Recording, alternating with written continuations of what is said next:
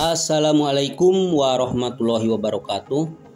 Pada kesempatan ini Mimin akan membahas cara pengisian lembar inventarisasi tanaman sebagai kelengkapan data yuridis yang diberikan oleh tim Satgas B yang nanti mesti diisi oleh mereka pemilik lahan.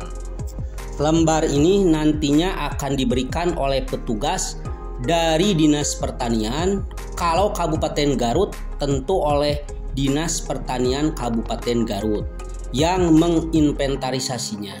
Sedangkan untuk Kabupaten Bandung nanti oleh Dinas Pertanian Kabupaten Bandung. Namun sebelumnya Mimin sarankan mengisi lembar inventarisasi tanaman ini, alangkah baiknya pemilik lahan atau tanaman terlebih dahulu mencatat sendiri di rumah tanaman apa saja yang terdapat di sekitar rumah, kebun, ladang, atau sawah pemilik atau sawah Anda ya. Dicatat secara rinci, jangan sampai tertinggal satu pohon atau tanaman pun, sehingga ketika dilakukan pengisian tinggal menyalin saja. Karena kita sudah punya catatannya di rumah terlebih dahulu. Biasanya pengisian dilakukan di kantor desa, namun ada juga yang bisa dibawa ke rumah. Oke, kita langsung saja ke videonya. Bagaimana cara pengisian lembar inventarisasi tanaman ini sebagai data yuridis. Kebetulan Mimin menerima softfile-nya dari Dinas Pertanian Kabupaten Garut. Inilah lembar inventarisasi tanaman ya.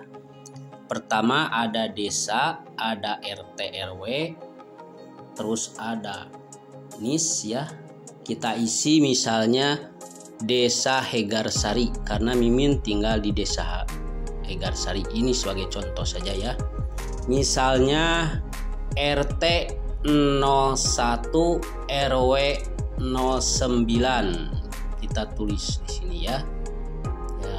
Kalau NIS-nya kita kosongkan saja, nanti diisi oleh petugas nanti ya. Lalu ada pemilik tanaman. Nah, ini mengenai pemilik tanaman Mimin isi misalnya oleh istri Mimin sendiri, namanya Sri Nirwati ya. Sri Nirwati. Lalu tempat tanggal lahir misalnya ya Mimin isi misalnya Kebumen karena istri Mimin tinggalnya atau lahirnya di Kebumen, tempat lainnya Kebumen 16 April 1979 ya. Ditulis saja di sini. Ini sebagai contoh saja. Nomor kartu tanda penduduk ya, nomor kartu tanda penduduk dikarang saja. Ini hanya contoh saja ya, nomor kartu tanda penduduk. Selanjutnya pekerjaan. Jadi tulis nanti pekerjaannya apa, mau petani misalnya ya, atau mau ibu rumah tangga atau apa saja pekerjaannya ya. Ini pekerjaannya bisa wira swasta juga bisa. Ibu rumah tangga saya Mimin tulis saja ibu rumah tangga. Selanjutnya alamat Mimin tulis Kampung Balubur RT 01 RW 09 ya, RW 09 Desa Hegarsari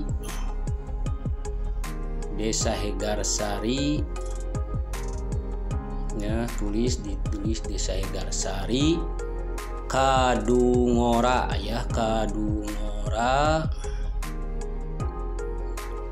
Garut ya, Garut.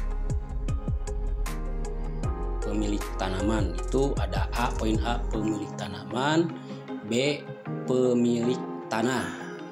Misal ya, misalnya Nama sama ya, Sri Nirwati. Peta bidang ya, peta bidangnya berapa? Misalnya peta bidangnya 118 saja.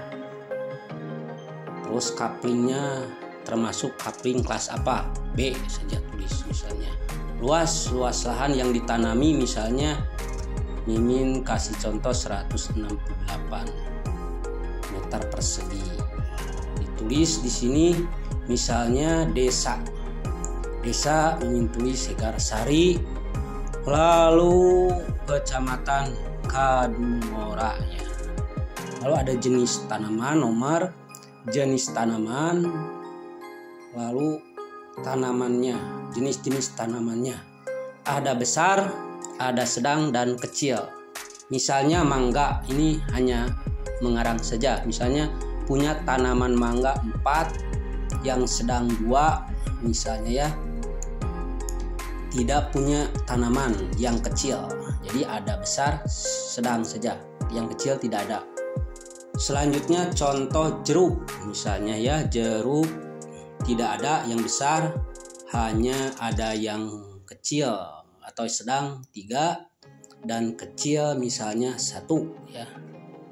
Jumlahnya diurut saja secara rinci ya nanti, karena di sana disediakan nomornya berapa, ada yang 10, 11 berapa ya. Selanjutnya misalnya jambu itu ada 3 misalnya, ada 2 yang besar, lalu yang sedang 2 misalnya ya, yang kecil 1. Itu hanya contoh saja. Nah, setelah selesai rincian tanamannya, jangan lupa dikasih tanggal ya. Tanggal pengisian misalnya tanggal 26 Juni 2022. Misalnya seperti itu. Tidak lupa tanda tangan pemilik tanaman atau pemilik tanah ya.